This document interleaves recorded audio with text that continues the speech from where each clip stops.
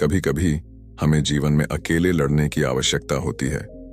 यह कहानी एक ऐसे लड़के की है जो अपने लक्ष्य की ओर आगे बढ़ने के लिए अपनी अकेलापन को एक सुनहरा अवसर बनाता है।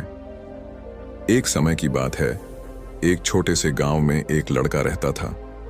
वह बहुत सपने देखता था और अपने लक्ष्यों की प्राप्ति के लिए प्रयास करने का निरंतर जुनून रखता था, परंतु उसके पास न कोई साथी था, न कोई गाइड करने वाला। उसके परिवार में भी उसकी सपनों को समझने वाला कोई नहीं था।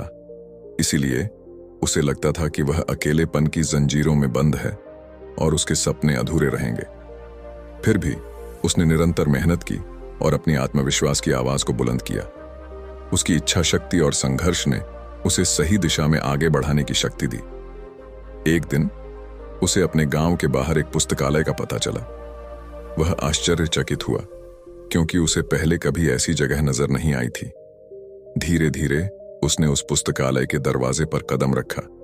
वहां जाकर उसने देखा कि लोग पुस्तकों के बीच खोए रहते हैं और वहां की शांतिपूर्णता और ज्ञान के वातावरण ने उसे संतुष्ट कर दिया। अपनी उत्कृष्टता को पहचानते हुए उसने ने लिया निर्णय किया कि वह पुस्तकालय में समय बिताएगा।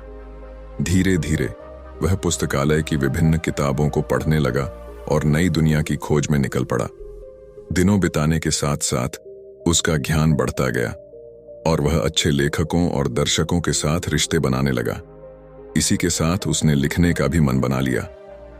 उसने कई लेख लिखे, जिसमें से उसका एक लेख प्रकाशित हुआ और उसे अवसर मिला अपने लेखकीय कौशल को दुनिया के सामने प्रदर्शित करने का।